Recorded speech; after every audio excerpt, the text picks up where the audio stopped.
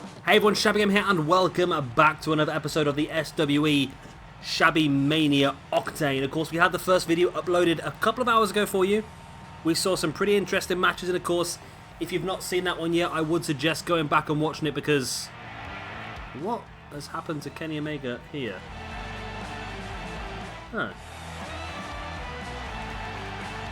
I seem to have changed the tyres for Kenny Omega. I didn't realise I did that, but okay. Bit interesting here. We'll have a look at a different Kenny Omega attire. Yes, of course, if you haven't seen part number 1 of Shabbymania Octane yet, I do suggest you go back and watch that one first, because we will be talking on and off about some of the results on that one, so you don't want to get any spoilers if you want to go back and watch it. So I have that Super Kicks t-shirt that Kenny Omega's wearing. I got a free pack of Super Kicks with it, the cereal. It's pretty cool, actually. So, of course, in this half of Shabbymania Octane, we are going to see this match here, Kenny Omega taking on Kota Ibushi. We're also going to see a triple threat match between some of the British guys, Tyler Bate, Trent, Severn and Marty Scurll. We have got a 6-woman ladder match. The women's champion here on Octane, Lita, defends against Brie, Bella, Summer Rae, Sexy Star, Emma and Carmella, which is essentially all 6 women on Octane. We're going to see The Rock taking on Bryan, before finally we're going to have Drew McIntyre defending his Octane Championship against both Hiroshi, Tanahashi and Ric Flair. So, the Young Bucks, we're starting the spoilers already, so if you didn't take my note earlier on, this is your last chance. The Young Bucks, of course, won the Tag Team Championships earlier on, defeating Time Splitters and guaranteeing the position of... That is a funky attire there for Kenny Omega. I think that's more his Kenny Omega attire rather than his Bullet Club attire. Yeah, defeating defeating Time Splitters in video number 1, which of course has confirmed the position of Matt Jackson, Nick Jackson, Kenny Omega, Cody Rhodes and Marty Scurll on our Octane brand for WWE 2K18. Of course, all the champions stay exactly where they are, as well as anybody aligned with them, which means we also have for 2K18 Los Ingobernables. I'm pronouncing that probably incorrectly. Of course, in the shape of Tetsuya Naito, Hiromu Takahashi, Evil, Sanada and Bushi. And then, of course, British Strong Style as well. Pete Dunne, Tyler Bate and Trent Severn. And in this second video here, we're going to guarantee 2 more spots. We're going to guarantee our first female on the roster, of course, in that ladder match. And, of course, we're also going to guarantee somebody in our main event, Drew McIntyre, Hiroshi Tanahashi or Ric Flair. Of course, Ric Flair would come with the rest of his New Age Horseman stable. Even though Arn Anderson's no longer in the game, you know. Frustrating that. Still can't understand the idea behind that, but, you know. I'm going to not be too annoyed. I think everyone else is annoyed as well. I think that's the one person that's annoyed everyone. And Brian Pillman. It's just a shocker for me. It really is a shocker for Arn Anderson and Brian Pillman not to be on the game. It just surprises the life out of me. Kenny Omega straight away showing off there with a neck breaker. Yeah, I think this is more of his comedy-esque Kenny Omega attire. And the stuff that he sort of travelled around before he joined Bullet Club. Before he became the cleaner. Thing is, he was always a really good wrestler beforehand, wasn't he? But that move to Bullet Club, it suited both parties so well. Bullet Club needed that strong heel persona, and Kenny Omega needed the platform to elevate him up to the next level, and both got exactly what they needed. So, of course, remember, as I said as well, in video number 1, Shabbymania is worth triple points, so this match is worth 15 points, which is a nice big bonus, because both these guys, we can almost guarantee, are going to be on WWE 2K18. We're going to download them as cores.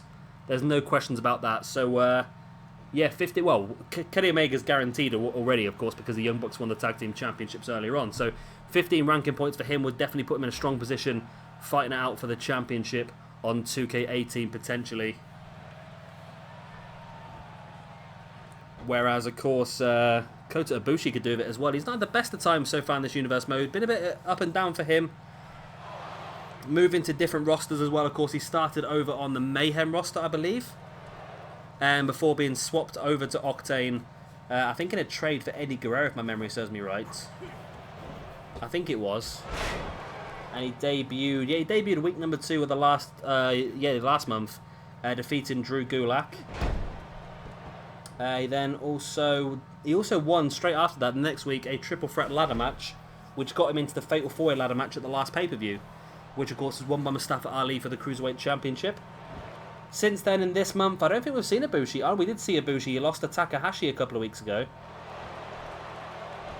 And that's that, really. So he's had a couple of good wins, a couple of losses as well. So it's been a bit up and down for Kota Ibushi. I think he is still over 100 ranking points. He's better than what he started this Universe mode on. But I would imagine that a big victory here would really elevate him up to potentially a higher level on next year's game. I keep saying next year.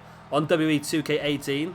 I feel like Ibushi won't be limited to the Cruiserweight division. I feel like this is the sort of area that I want to see Ibushi in. Fighting it out for these Cruiserweight Championships.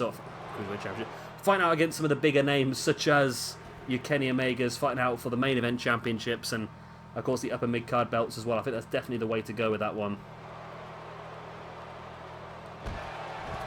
There we go, Ibushi dropping a knee right on the inside of the... I've got to that point again where I can't talk. This happened to me yesterday on Mayhem. I don't know what it is. Right. Omega sending Ibushi straight into the ring steps. Now, we don't want to get a double count out here, which is a possibility with where they are positioned. But Omega's going to bring Ibushi back up. But that little move there by Ibushi could save us here because they straightened out a bit more. There's a short, sharp DDT right in the face there by Ibushi on Omega. Now Ibushi hopefully is going to throw Omega back in the ring.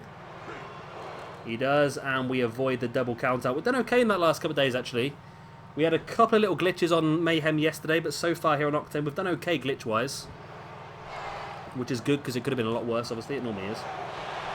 Only a 2 count there for Ibushi on Kenny Omega. Ibushi dropping a dropkick right in the back of the head. Now back up on his feet and taunting away.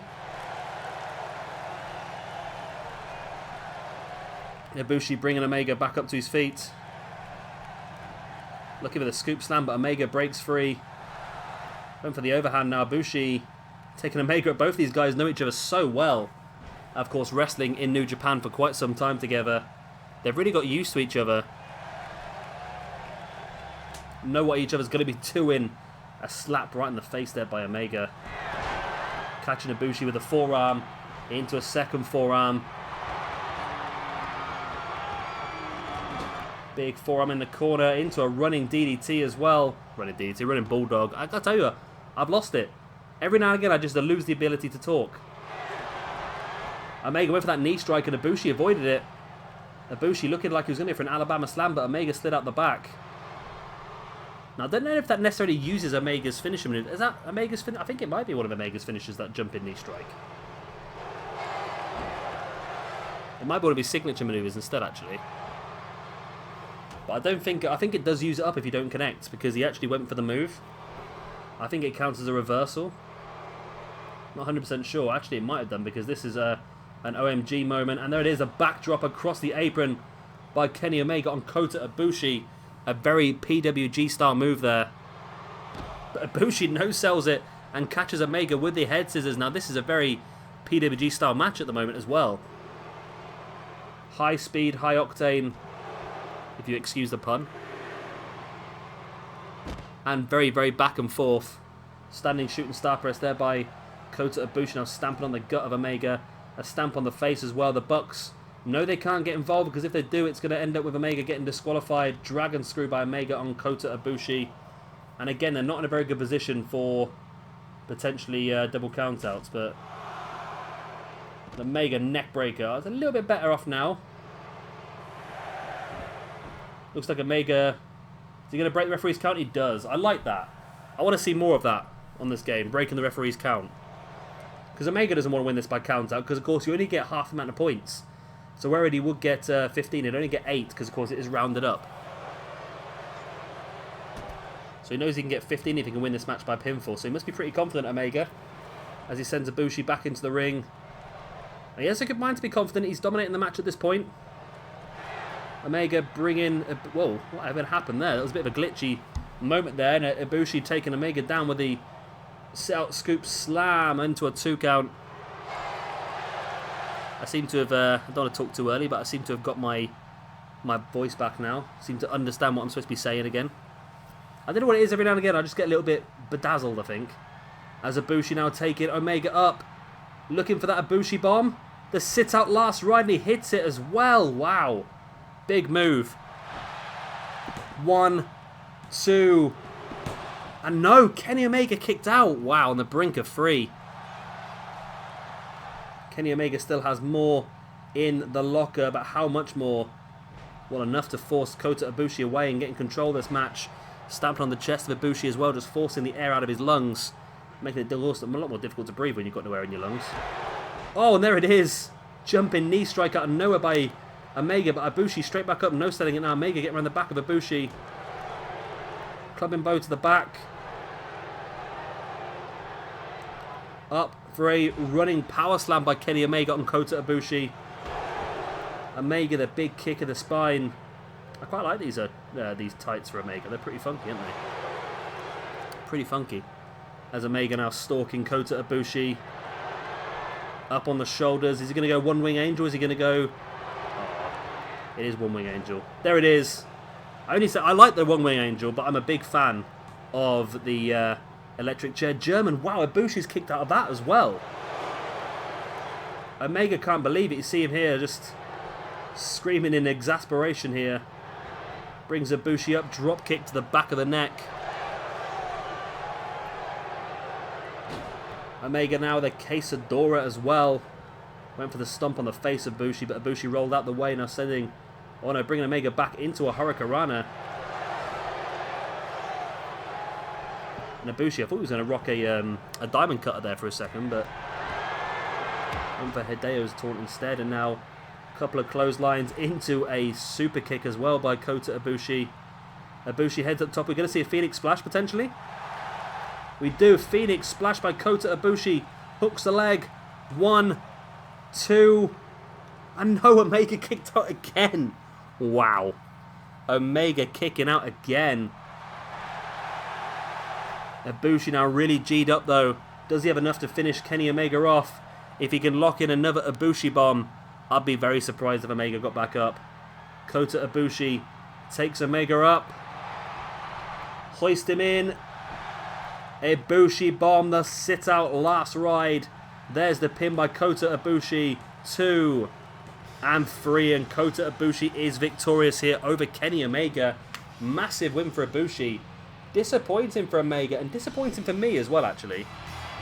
No offense to Ibushi, I'm a big Ibushi fan, but disappointing for me because I know I've got Kenny Omega for next year, and those 15 points could have really helped us build him up into the new game. But unfortunately for us, it is Kota Ibushi that gets the points. I'd love to keep Kota Ibushi on this brand as well, actually. I'd love to be able to build a real...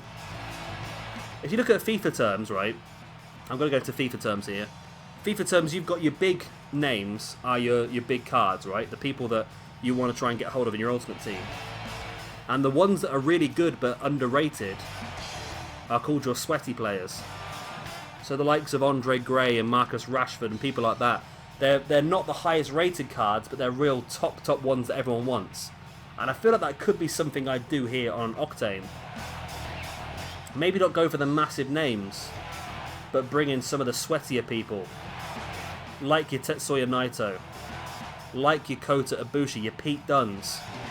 Could I be making a real Dark Horse style main event picture here? This could be interesting, actually. I've got some ideas. The creative juices are flowing in my mind now. And here we go then. It is our next match of the evening. A bit of a British triple threat. Showcasing all the talent we've got here. Of course, both members of Mustache Mountain, Trent, Severn and Tyler Bate, and Marty Scurll. And here we go then. This is going to be a cracker. I can just feel it. I can just feel this one is going to be a cracker. So of course both members of Mustache Mountain are in this one against each other, but as we've said in the past, both these guys are really desperate to get these ranking points, really. This one, of course, a triple threat match worth triple points. So it is going to be, of course, worth 30 points to the winner and -5 to both the losers. So the winner of this one's going to be 35 points better off than their opponents in this one. That is a massive, massive amount. And I can't feel like there's going to be a lot of working together here between Mustache Mountain. I've sort of worded the guys backstage and I've said to them I don't want to see teamwork. If it's the odd little bit here and there, it's not a problem, but I want to see a fair and exciting triple threat match. And that's hopefully what we're going to get. As I knocked my bottle of cider over. Luckily, I think it's... yeah, empty. Whew. That was lucky. But I do have a full one. I thought a bottle of cider might help me get my words back in the right order. I've started to commentate a bit like Yoda over the last few matches. I don't know what's happening. I get to a point, I happened to be at Mayhem yesterday as well, I got to a point where I just couldn't seem to talk in the right order anymore. We'll be fine. Here then comes Marty Scurll. We're rocking the party Marty Scurll thing going on. But of course part of Bullet Club. Rocking the Coco Beware entrance there for a second. Of course won his position in Bullet Club a few weeks back at the previous pay-per-view Dead Man's Boots, where he defeated Adam Cole, forcing Adam Cole to leave the brand. And of course he was immediately traded with Adrenaline for Mr. Drew McIntyre, who became our Octane Champion in the match after that match. So it was a real rush. I think I mentioned that in the first video as well. It really just came out of nowhere, that trade, and then Drew McIntyre decided what time better than the present to cash in the Money in the Bank. And of course then your third and final entrant into the match is going to be a man who's already guaranteed to be on Octane next year. Of course, Mr. Tyler Bate.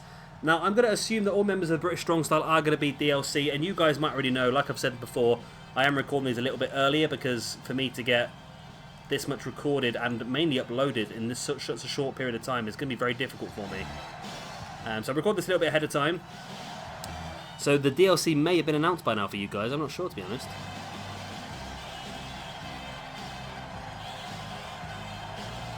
And I'll be incredibly surprised if Pete Dunne and... Yeah, I'll be incredibly surprised if Pete Dunne, Tyler Bate and Trent Severn weren't on that list.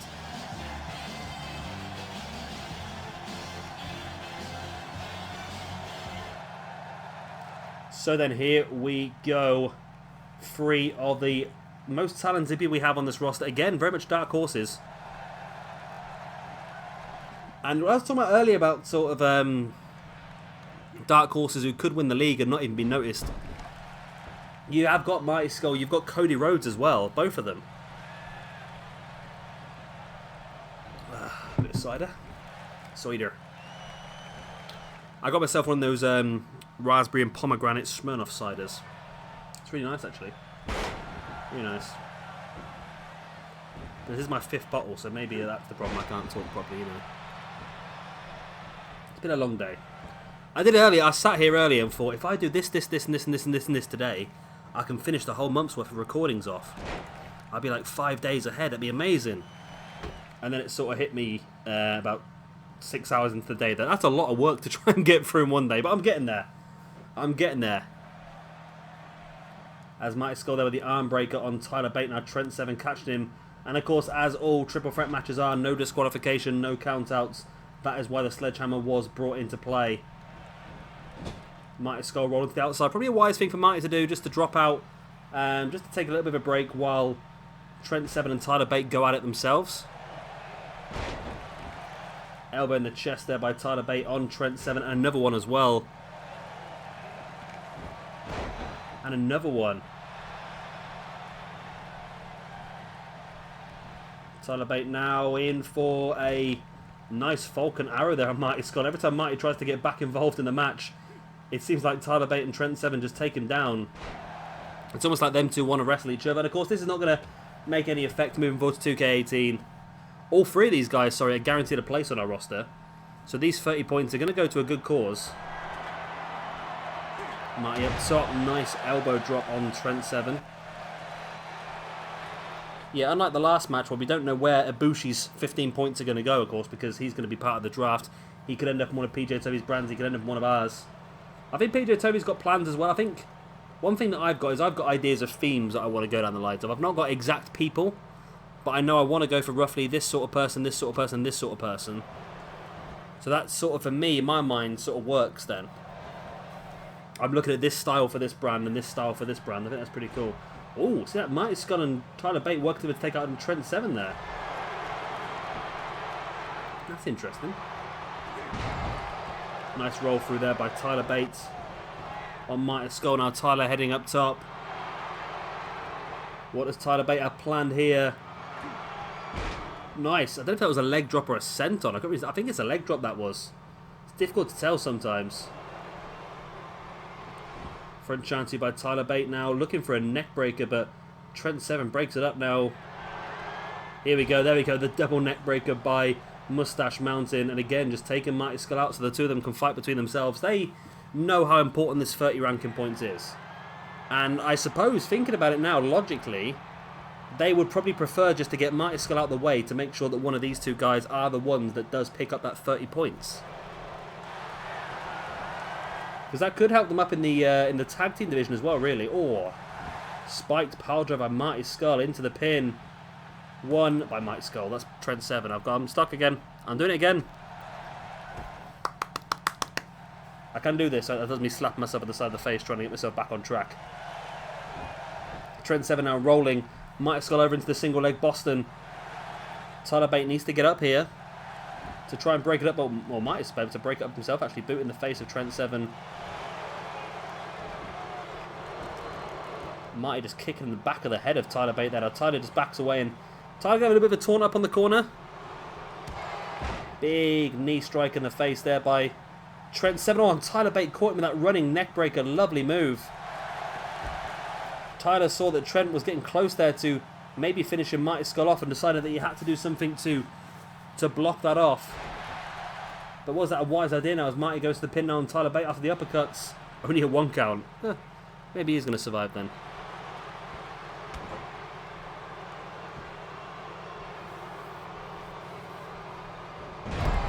Tyler Bate sending Mighty Scurll face first into the mat.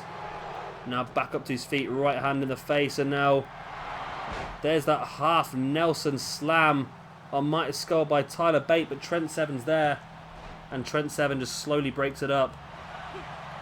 Running DDT on Tyler Bate. And Trent Severn here able to work over Mighty Scurll maybe? Yes. Locking in a camel clutch submission. Tyler Bate is nowhere to save Mighty Scurll. If Marty was to tap out, then Trent Severn would get the 30 ranking points. No, Marty able to stand up and drop Tyler Bate on his... Trent Severn on his back. Pinned there by Mighty Scurll. 2. Only a 2. As all 3 guys now up on their feet for the first time in quite some time in this match. Mighty Scurll catching him. Into the crossface chicken wing, of course, the finisher maneuver used by Mighty Scurll. Tyler Bate needs to break this. And he does break it just about. I thought I saw Trent Severn's arms going there to maybe tap out, but Tyler Bate was there just in case, just in time. As Mighty Scurll taking Tyler up into that powerbomb, stacks him up for the pin as well. Trent Severn's down. Oh, Marty needed one. Oh, no, he folds Tyler Bate over into the Boston Crab. Is Tyler going to tap? Trent Severn's not able to help him yet. Trent slowly getting himself back up to his feet. And Trent breaking it up just in time. Again, looked like Tyler Bate was struggling there. He might have been considering the tap out. Big uppercut there by Tyler Bate now into a side rock bottom, if that's what you want to call it. Now dragon suplex by Marty Scurll on Tyler Bate. Trent Severn into the pin. So I know I'm saying it wrong straight away. I don't know why it's happening to me all the time. Right, more cider then. Right. I'm back on top. It's like Popeye spinach, that was. Head scissors, but he hasn't actually got the head there, Mighty Scurll. And Tyler Bates' way of breaking it free was just to kick the referee in the shins. And there it is, the half Nelson slam. Maybe that side didn't work as well as I thought it was going to. Tyler Bate now taking Trent Severn up into that powerbomb, stacks him up just like Mighty Scurll did to him earlier on. Referee's really slow getting down. It's only a 2. Now rolling him over into the Boston Crab. Marty, man, you need to break this. You can't be taunted. He did break it after a little taunt. I think he allowed a little bit of damage to be done there to the back. Tyler Bate, great neck breaker on Mighty Scurll. Now bringing Marty up and just really wrenched him, just contorting the body. Wrenching that leg up with the arm and shoulder pin behind the knee. I know what I'm like. I would not be able to bend in that way without being in severe pain. And that's exactly what just happened there. But Marty was able to break free. Now Tyler Bate takes him into the corner. Trent Severn still down on the outside. Marty with a boot in the face of Tyler Bate into a diving clothesline. Now does Marty have enough to finish Tyler off? He's actually going to go for the pin here. Trent Severn still down on the outside. 1, 2... Only a 2 count still. I quite like this arena now. I don't know. I'm still a bit unsure, to be honest. It's just we haven't used this. We've used quite a lot of the different ring mats and ring aprons now, and I really want to try and use something a little bit different. And I just thought, I don't know. I wanted to go black and white because it's just neutral across all the different brands. Oh wow, Trent was going for a power driver. Marty, how's the referee so slow? I have no idea. Marty's. Oh, I thought Marty had won it. I really thought Marty had won it there. You know, after that quick roll up on Trent Severn. Marty taking Trent up. Wow, jackknife powerbomb by Marty Scurll on Trent Severn. And Trent probably the largest man in this match. Tyler Bate now sending Marty Scurll into the corner. I think Tyler caught the back of the referee while he was breaking that pin. Diving uppercut from the middle rope. Now Marty to the outside as Trent's back up. Trent taking Tyler Bate up. Oh, great Falcon Arrow.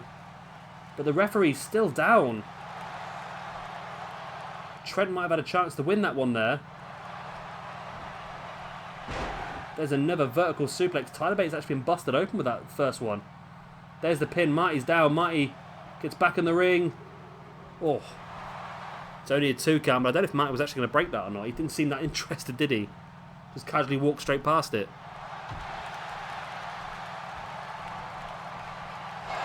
Marty just backing away now, letting Tyler Bate and Trent Severn go at it. Another Falcon Arrow, this time by Tyler Bate on Trent Severn. Trent rolls out the way and Tyler catching Marty Scurll, who wasn't paying full attention. Tyler Bate catches him with a half Nelson. There's the pin. This could be all. 1, 2, and 3, and Tyler Bate has won it. That was a really good triple threat match, actually. I really enjoyed that. If it wasn't for my struggles at the beginning, I'd very much consider putting that on the top match playlist. I really enjoyed that match, actually. And it was a good finish as well, actually. That's the thing with triple threat matches. It's sometimes a little bit rough with the finish. But this one was actually quite enjoyable. The way that it all finished off with, of course, Trent Severn being injured and rolling out the ring. Not being injured, being damaged and rolling out of the ring. And that allowed Tyler Bate to take full control of a Marty Scurll, who was taunting the crowd at the time. And Tyler catches him and gets the 3 count. Tyler Bate, 30 ranking points is coming your way, my friend. Trent Severn and Marty Scurll are both on a -5 for this one. Tyler Bate is looking very good for next year's game, and who knows? Maybe a European Championship shot could be in his future. Tyler Bate versus Pete Dunne, anyone in 2K18? Is that something you might be interested in seeing potentially? Who knows? Why is my voice getting higher? I don't know. And our next match then is going to be the 6-woman ladder match for the Octane Women's Championship. Now this one we're going to skip straight to the ring. Everyone's all ready to go. And here we go. Then you said we're going to go straight into the ring on this one. There's no need for you to watch 6 entrances, is there? We know what we're doing. We know what we're doing. So, at the moment, Lita is the current Octane Women's Champion. And this is probably the most difficult defense she possibly could have had here on Octane. Facing off against every single lady on the Octane roster. Now, like I said earlier on, there's only 6 ladies on the roster at this moment. However, in WWE 2K18, we do plan on having between 10 and 15, I'd say, females on each brand. I've got a very large list now, because I'm going to be stretching out the cores a bit more. I'm going to be using extra save files. There's not going to be 1 save file for each brand, but potentially 3 save files across the whole universe mode. It gives us a lot more space to play around with, and I think that's going to be a good thing. Alternative attires as well for certain wrestlers on the game would be good. But yeah, I like this. I do like this.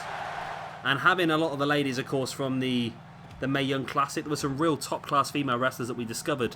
Of course, we knew about quite a few of them already, but there was a few that I didn't know about that I saw for the first time wrestle, and I was very impressed with.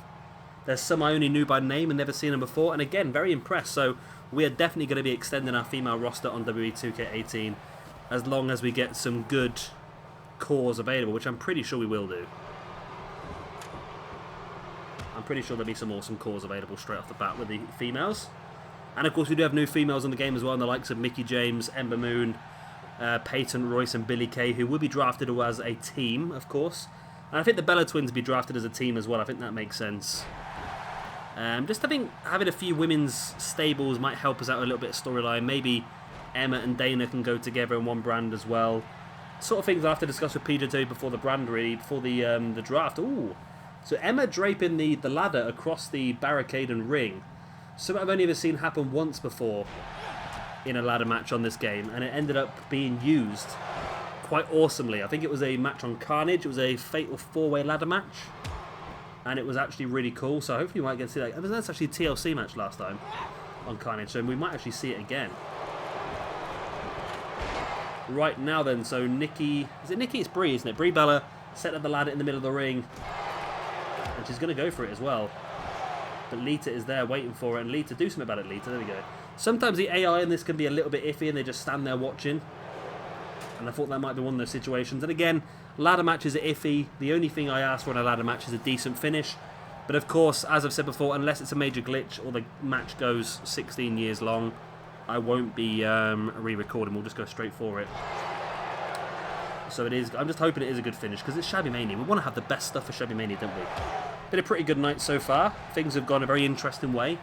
We've already got 15 people on our roster for Octane for next year. That's crazy already. We're going to have our 16th one confirmed here in this match, and then our 17th member on our roster. 17 members of our roster. That's like a third of our rosters already picked for us. Because we're going to have about, well, if you include the ladies, we're probably going to have between 60 and 80 people on each brand. Which I know sounds like a huge amount, but I don't want to miss anyone out. That's the problem.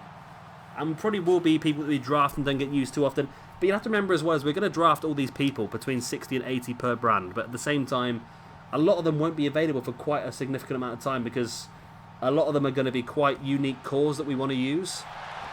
That we are going to draft on the basis that one day we'll be able to find them, but that could be 6 months down the line before they're available. So it's not going to be too much of an issue. I think early on, when we start the universe mode, it's going to be very much relying on the actual roster from the game to give us the good stuff. So yeah, that's the interesting thing. This is a real cluster at the moment. None of these ladies are really staying down. That's the thing. We've had this before with women's matches. The women seem to have either a really high recovery time,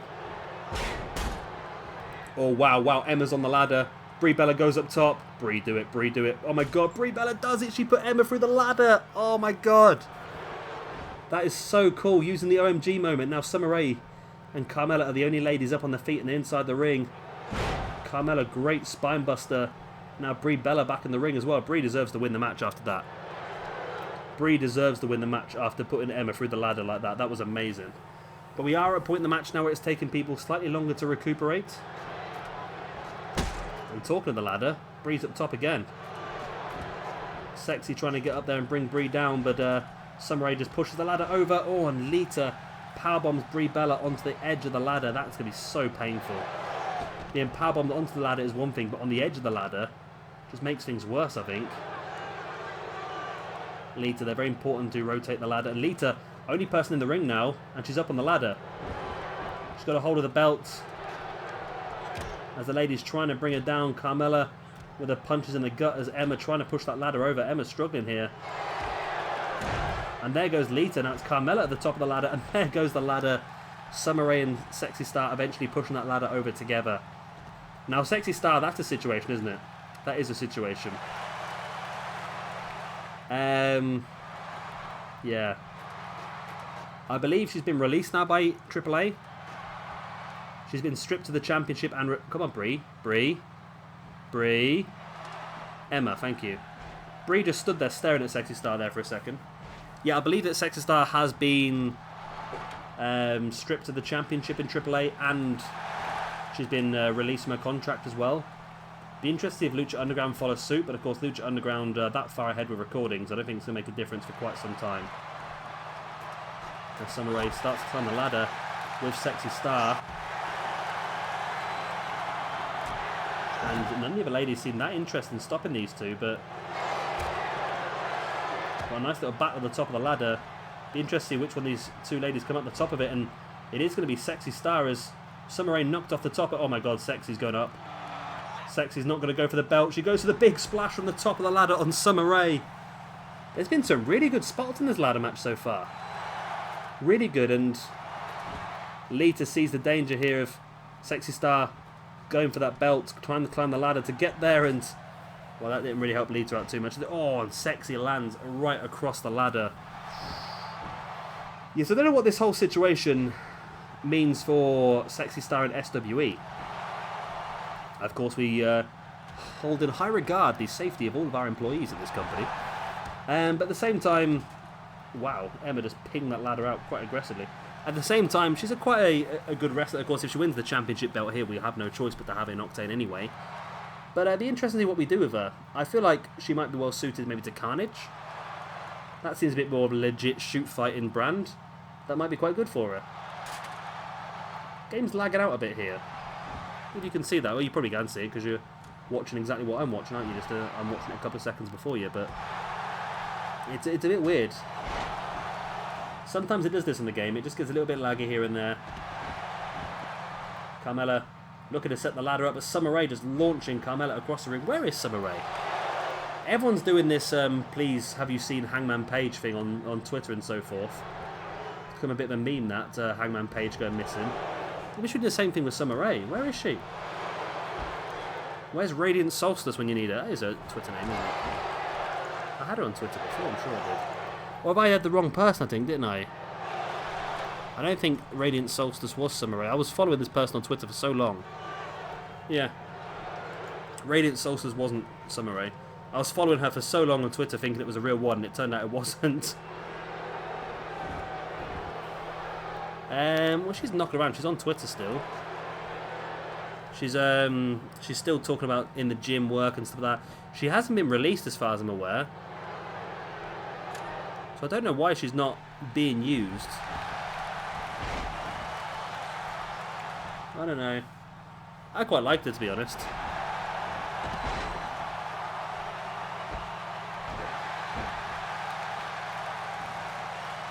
That's Carmella now, the only lady up on her feet here at the moment. Oh, and that strike in the back of Summer Rae there, now setting the ladder up. As Lita looking to throw Summer Rae out the ring, but Carmella sneaking around the back of Lita, grabbing a hold of the belt. Can Summer Rae bring this belt down, or has Lita got enough to bring Carmella down? Oh, Lita, what are you doing? Why are you taking so long with this?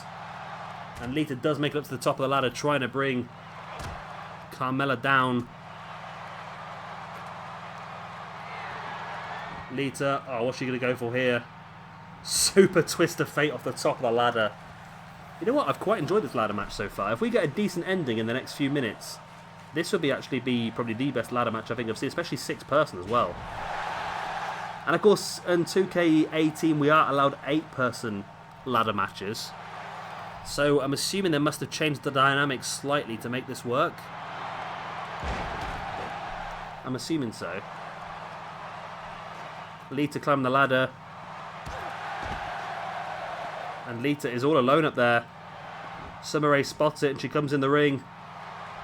Summer. Sexy Star's doing nothing anyway. Sexy's just completely bugged out with the back of the ladder there. Summer can't. She hasn't got the strength to push that ladder over. And Lita's getting more and more opportunity here. All the ladies trying to push the ladder over, trying to drop Lita, and eventually they can push the ladder over, and Lita does drop. Lita had so long there. As Brie sending Sexy Star to the outside.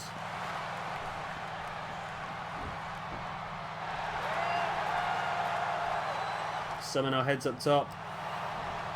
She's trying to grab a hold of the belt. And now Emma and Brie Bella working together to push that ladder over onto the top of Carmella. That ladder went. And Brie brings that into an electric chair.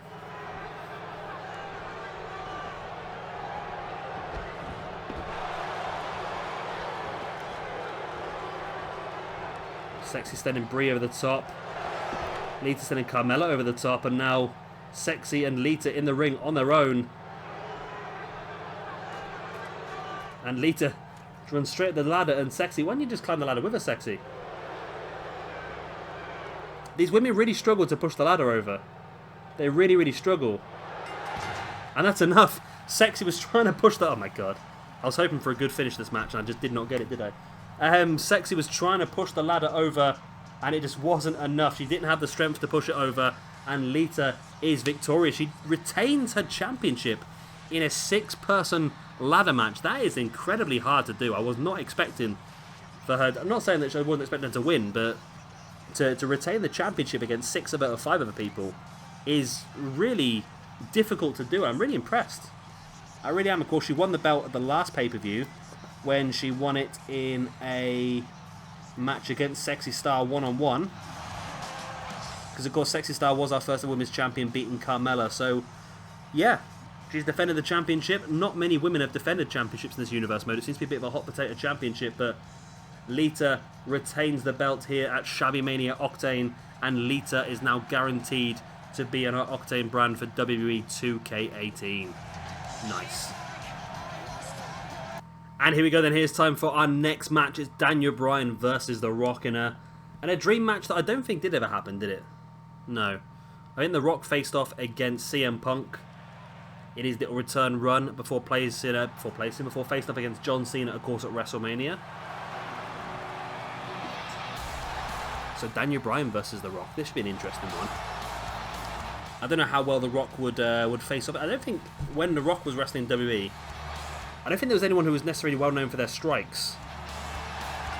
Of course, The Undertaker and Kane for their uppercuts, but Daniel Bryan with his kicks and his flying knees and that sort of thing. I don't think even Benoit wasn't really known for his strikes, was he? He was more of a technical wrestler. He would do arm breakers and that sort of stuff. But yeah, I think this is going to be really good, actually. I'm looking forward. As Daniel Bryan gets the yes movement in full flow. Now, I did see earlier, actually, last week, that Cody Rhodes was sort of taunting Daniel Bryan here and there. I think in one match in Ring of Honor, he used the LeBell lock, of course the yes lock, no lock, whatever you want to call it across these years, and after getting the tap out victory, then proceeded to do a, take the Mickey version of the yes movement at Ring of Honor. Now, I'm not quite sure what he's trying to build towards there, or there is rumours that we could see, there is rumours that we could see Daniel Bryan back on the indie scene at some point when his contract expires in 2018, which would be interesting. Whether it does happen or not is a different story, but I'd like to see it happen. I would. I don't know, it's tricky. I'd like to see it happen, but at the same time I wouldn't want to see him leave WWE, and I don't know whether he'd risk himself now, especially with having his child. Would he risk going back into wrestling when he's been told specifically by WWE that he has a risky injury that they don't not allow him in the ring for? So, would he risk it? Would he risk going back on the indie scene? I don't know. I'd like to see Cody Rhodes back in WWE at some point, and I think he will do. I think he'll build himself up to a certain point to where WWE can't really put him anywhere else apart from the main roster. And I think that'll be the best thing for him, really. Just like what's happened with AJ Styles, he got built up so much and was able to be straight on the main roster in the main event picture. And that's big for AJ Styles because not many people have done that. You look at Adam Cole hasn't done that, Drew McIntyre comeback hasn't done that. Even Shinsuke Nakamura got put onto NXT. But AJ Styles was allowed to come straight into the main roster. Now that is a big one for AJ Styles. Whether it was just down to luck and timing, the fact that they managed to get a hold of him early enough to have him in for the Rumble, because of course they couldn't sign. They couldn't sign Shinsuke Nakamura to a little bit later because his contract finished a little bit later, so he would have missed it.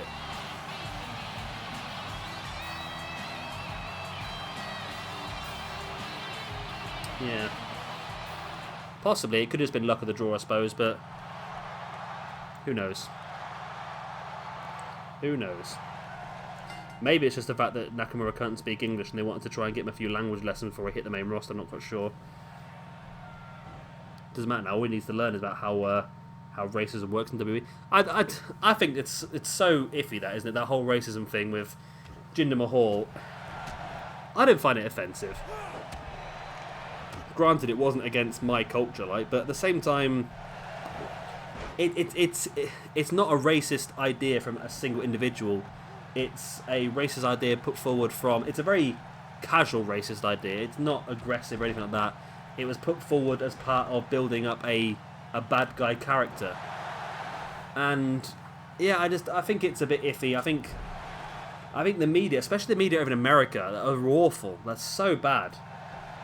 You've seen like the Wall Street Journal going after people like PewDiePie, and granted he doesn't help himself, PewDiePie, but at the same time, they take a lot of things out of context. I think it's the same over there with that whole thing with Jinder Mahal. I think didn't he call Shinsuke Nakamura Mr. Miyagi or something, and I don't think that was... I don't think that warranted the news reports that got, to be honest. But let it not take away from a fantastic match we have for you in the ring right now. This, again, is worth 15 points. This really is going to be a big one. I've got a feeling that PJ Toby's desperate to get a hold of Daniel Bryan for 2K18. And I've got a feeling he's desperate to get a hold of The Rock as well for 2K18. So it's going to be tricky for me to keep a hold of either of these two guys. But I would really like to. Big knee strike right to the side of the face there by Daniel Bryan on The Rock. Now Bryan up on the middle rope, dropping a back center on The Rock. Rock now bringing Daniel Bryan in, twisting the arm, but Bryan breaks free, showing great chain wrestling, just out wrestling The Rock there. Daniel Bryan taking The Rock up on his shoulders, looking for an old age style aeroplane spin.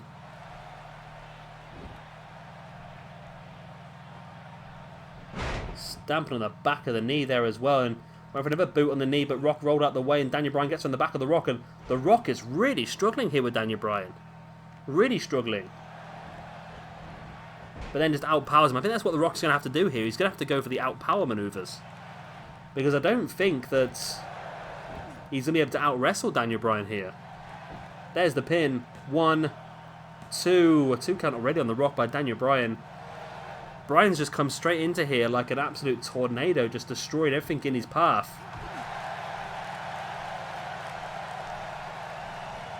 And The Rock has been really caught up in this. I don't think The Rock was expecting Daniel Bryan really to come out as fast and as quick as he has. Bryan is stamping across the neck of The Rock now, hopping over the top rope, looking for a quesadora. Went for the stamp on the back, but The Rock avoids it, and The Rock slides out the ring, then back in the ring, just avoiding Daniel Bryan, trying to get his breath back. I know he does take full advantage of the situation, catching Daniel Bryan in the front chancery. And a dragon screw. Clever maneuver there, just trying to slow Daniel Bryan down. The Rock stamping on Daniel Bryan once again, the shoulder. Rock now with a Russian leg sweep on Daniel Bryan as well.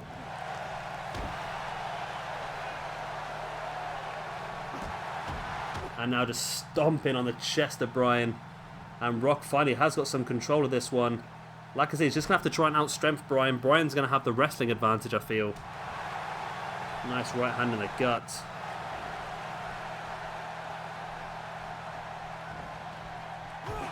Rock now, DDT.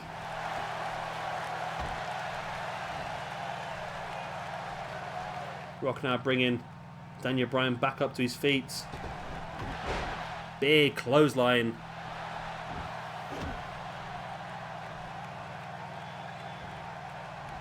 And a big knee strike to the face of Daniel Bryan as well by Rock, and stamping on the back of the legs, but Daniel Bryan straight back up. Send The Rock over the ropes to the apron, and then just shoulder blocks him off the apron to the ground, and Rock hit the ground hard there. Real hard. Rock rolled out the way of the stomp though, catching Daniel Bryan in the front chancery into a neck breaker on the outside. That matting, as I've mentioned before on many occasions, is not very thick at all. It's about an inch thick. It takes off maybe the edge of being hit very hard with it, but it does not protect you at all, really. Daniel Bryan send The Rock back into the ring. Whack across the chest and a boot in the side of the head. Both guys back in the ring now. Referee got to about 7 count there, I think. As Daniel Bryan kicked to the calf, which made The Rock drop to his knees, and then just the boots right across the chest as well. before a big roundhouse right to the side of the head. There's the pin by Daniel Bryan. Is that enough? Could knock the Rock cold out there. No, only a 2 count. Rock kicks out.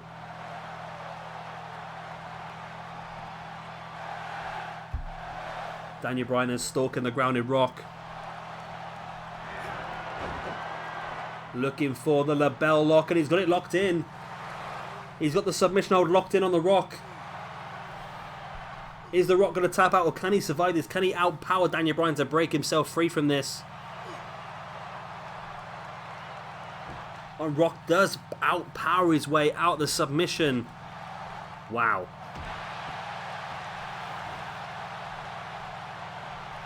Rock now bringing Daniel Bryan up into a spine buster. And Rock, that submission hold seems to have just G'd him up a little bit. Stalking Daniel Bryan now. We know what's coming here, don't we? Hooks the arm into the Rock bottom. There's the pin by the Rock on Daniel Bryan. 1, 2, and 3. And the Rock is victorious here against Daniel Bryan at Shabbymania. And of course, you know what that means. That means the Rock gets himself 15 ranking points, because it is triple here at Shabbymania.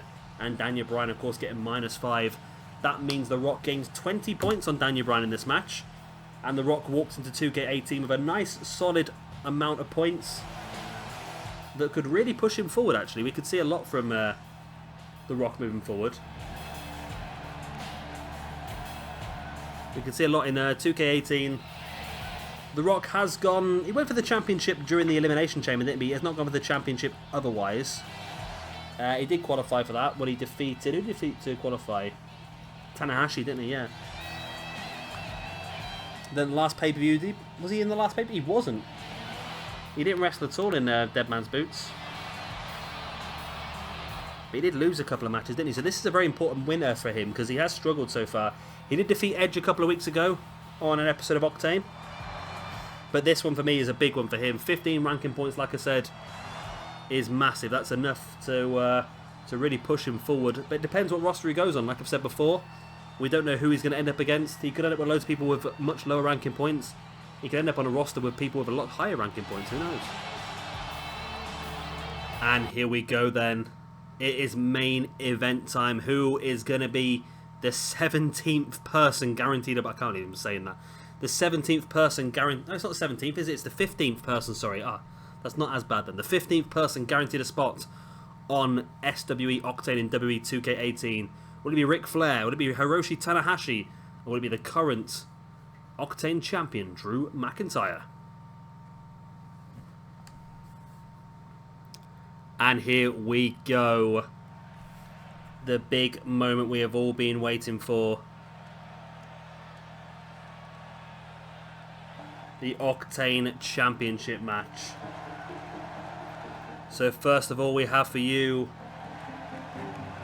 Mr. Hiroshi Tanahashi, the former, I suppose if you want to call him that, the former Octane champion. Held the belt for all of 2 minutes. Of course, he defeated, who was it? Edge at the last pay-per-view Dead Man's Boots to win that belt. Only to be cashed in on about 2 minutes later by Mr. Drew McIntyre making his debut on Octane. And he'll be desperate to try and get that belt back, to be honest. And yeah, it's been a bit iffy for both Okada and Tanahashi. I'm putting them in the same boat, which is probably not the best thing to do, but they're both not really been fantastic. And I feel like in 2K18, what I want to do in 2K, I've said this before, I don't want to have jobbers in my brands. So this is a question for you guys now then. I don't want jobbers in my brands. I want everyone to have a fair opportunity to get whatever they want to get to. Now don't get me wrong, I am going to have people that are higher rated than others and they will face off against each other. But should the lower rated person get the victory, that is fair enough. However, how would you feel if I created some fake wrestlers? Not many, just like 1 or 2, maybe 3 little fake wrestlers that are really low rated, like local wrestlers that we could use as jobbers.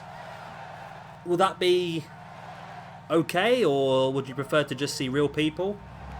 Would it be best getting someone like James Ellsworth and just jobbing him out to everyone? Or I don't know. I don't know how you feel. I really want to have something where I can help push people up, because Like I said, the likes of Okada and Tanahashi haven't done so well yet on SWE. Even though Tanahashi, like I said, is a former champion, but it was only because, well, he was a former champion but lost it straight away. So, I don't know, but Okada's had a difficult time, but then Okada's been caught up in the whole Hydra situation, so maybe we're not being very fair on him as well. But I just feel like if we did have that, if we did have the jobbers, we could start to build a few people up without worrying about knocking any of our other wrestlers down. And that's the worry, really, because I'd like to push the likes of Okada up the card, but I don't want to end up ruining someone like... I'm not really bothered about Bo Dallas, but we do have a use for Bo Dallas, that's the thing. But yeah, I don't want to really ruin anyone to spite anyone else. It's an odd one. I don't know, what do you think? Are you be happy me using, like, fake jobbers? Maybe I can use some of you guys. I can make you as fake jobbers. It'd be easy enough, wouldn't it? Ric Flair's nose is massive. And then, of course, the third and final member of this match is that man right there, Drew McIntyre, the current Octane Champion. Former Mr. Money in the Bank, cashed in and successfully won the belt at Dead Man's Boots. Tanahashi can't be happy. And then again, Tanahashi's not happy, don't get me wrong, but at the same time, he can't really moan because it's just the way it is, isn't it? If Tanahashi won the Money in the Bank, it would have been the same thing for him, but vice versa, it wasn't. It's a tricky one, I suppose, isn't it?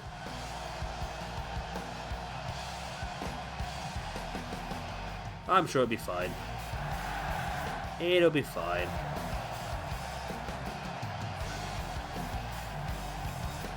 So McIntyre here, desperate to keep hold of this championship belt and confirm himself a place at Octane for WWE 2K18. Will he be able to do so, though?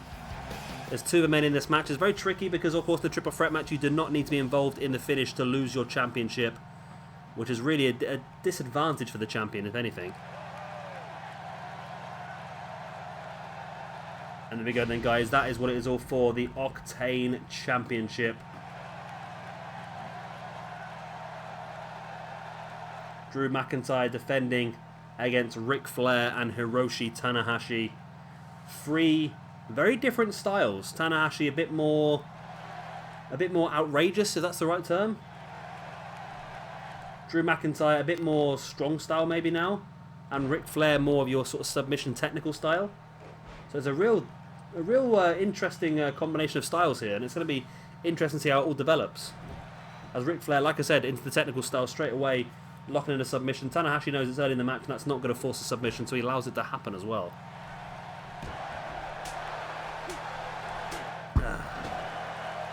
Now McIntyre.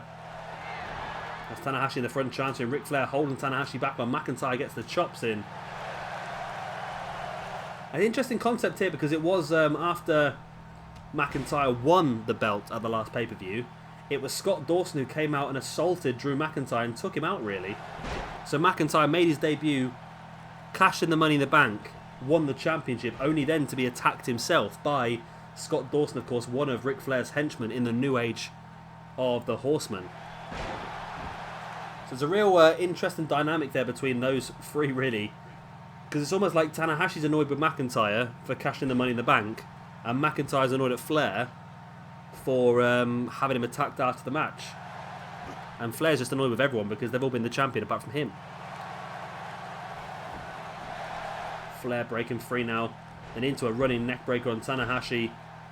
Double forearm there by Galloway as well. McIntyre, I'm getting into the old...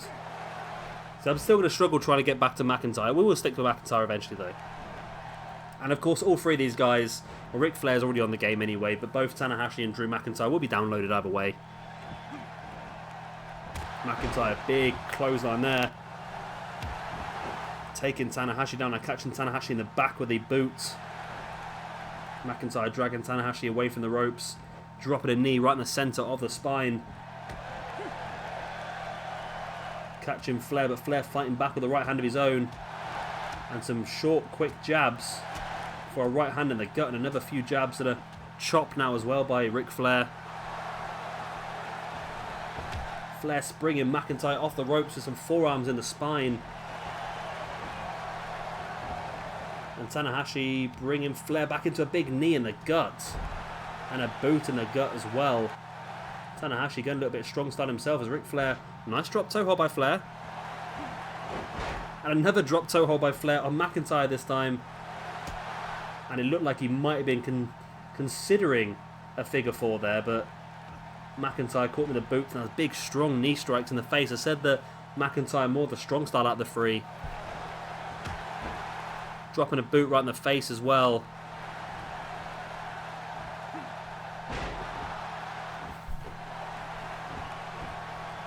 Tanahashi back in the ring now, catching Flair. Nice strong clothesline with the arm hook behind the back to create more pressure. That's clever though, because if you feel it yourself, if you put your arm behind your back, it tenses the muscles across your chest and across your neck. So the idea behind that is that when your muscles are tensed, it's more painful because you're not bouncing off the skin, you're bouncing against tense muscles. So it does create more pain. That's the reason behind that.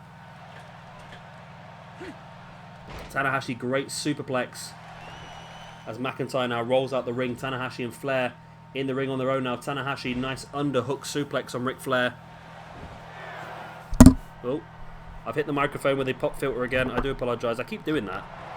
I keep reaching for my cider. Nice. Nice corkscrew senton, I suppose. I'm not quite sure what to call that, to be honest. It's like the opposite to a moonsault, wasn't it, really? I don't know, it wasn't... I don't know. I have no idea. I should know. I must admit I only caught like half of it because I was looking to make sure my settings on my game were still working for the recording process.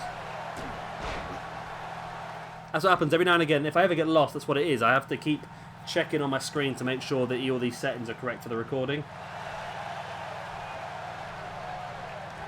Drew McIntyre now just crunching the shoulder of Ric Flair.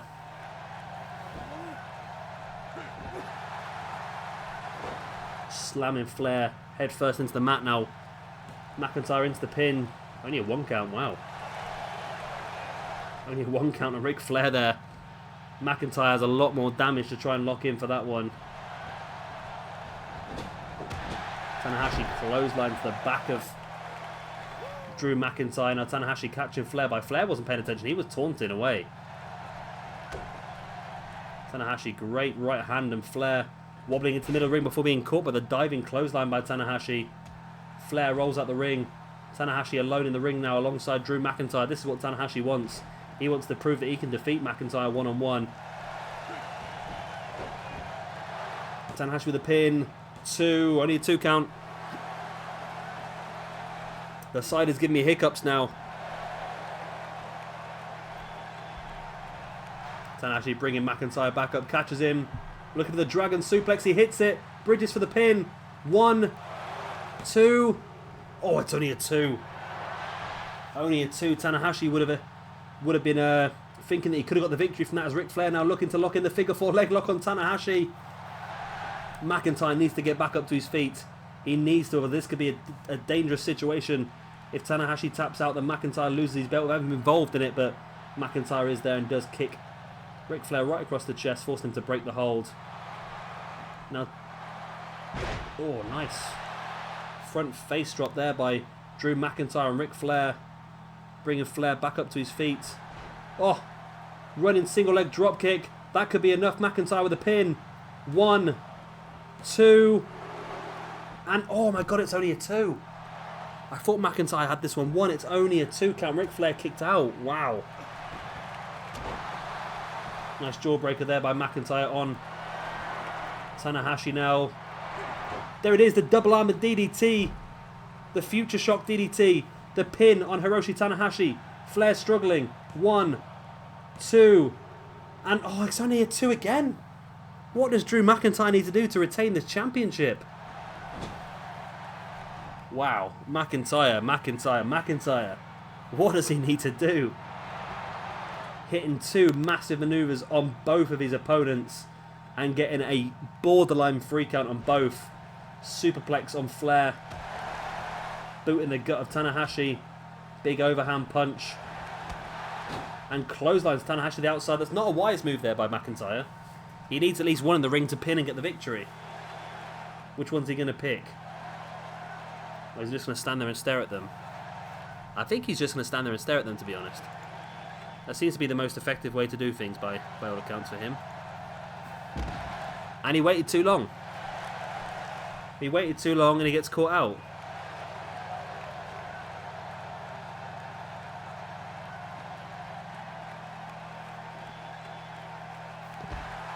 Oh, nice running bulldog there by Ric Flair, catching. Oh, Ric Flair. Ric freaking Flair. Running drop toe hold, landing Hiroshi Tanahashi face first across the ring steps. That is brutal.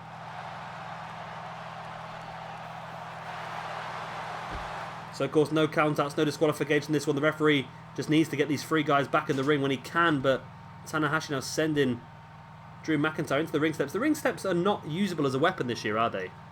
But I know they are in 2K18 because I've seen a little bit of footage here and there in some of the trailers where the ring steps are in the ring and somebody power bombs their opponents onto the bottom half of the ring steps, which is pretty cool actually. I quite like that idea.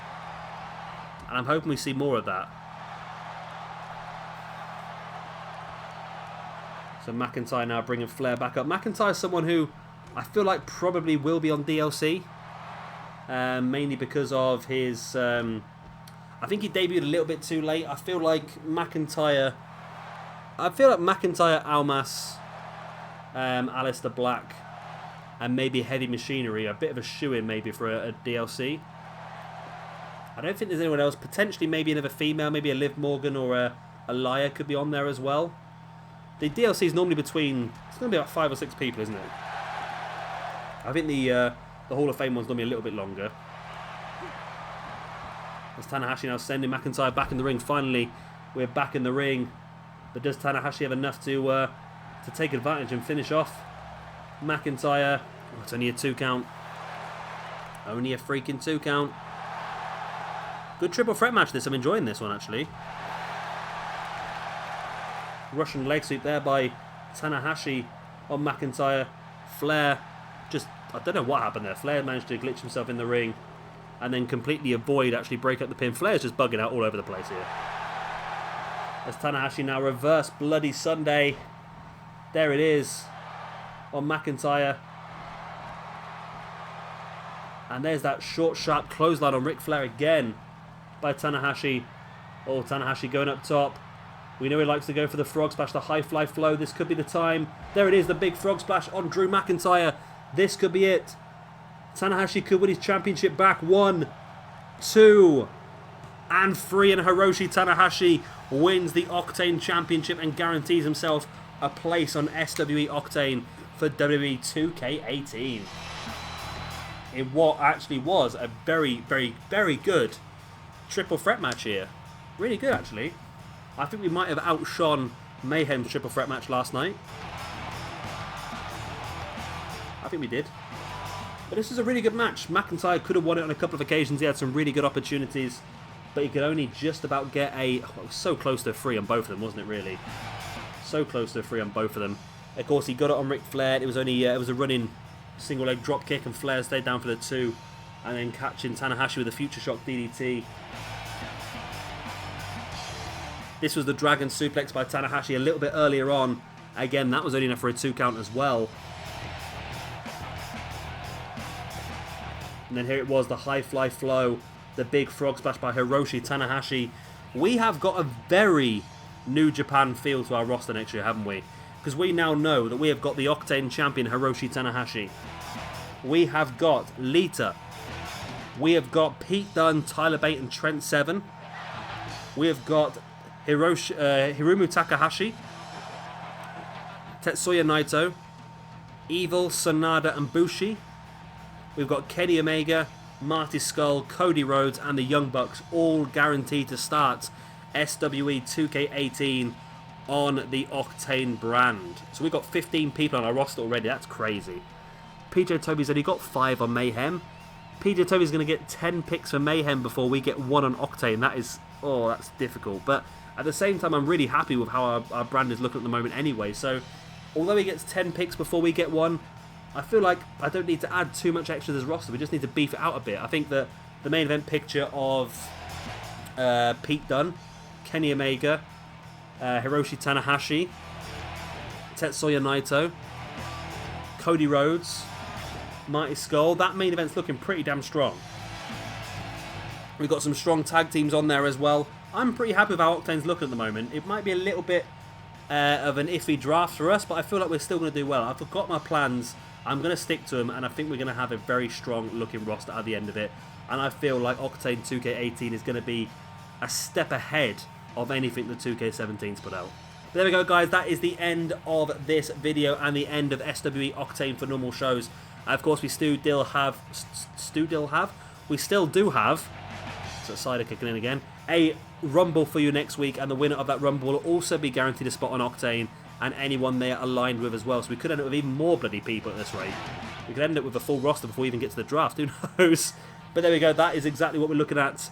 Of course, if you have enjoyed this video, then please do like and, of course, subscribe as well, because we've got some more Shabbymania coming up for you over the next few days. We've got 3 more. Tomorrow, we have got Throwdown. On Monday, we have got Adrenaline, and on Tuesday, we have got Carnage, and then we hit the 5 Rumbles as well. And then, of course, we begin the countdown to the WWE 2K18 SWE Draft, of course, with my good friend PJ Tovey. I've been Shabby Gamer, thank you very much for watching, and I'll see you very, very soon for some more SWE. Bye. The 1, 2, 3.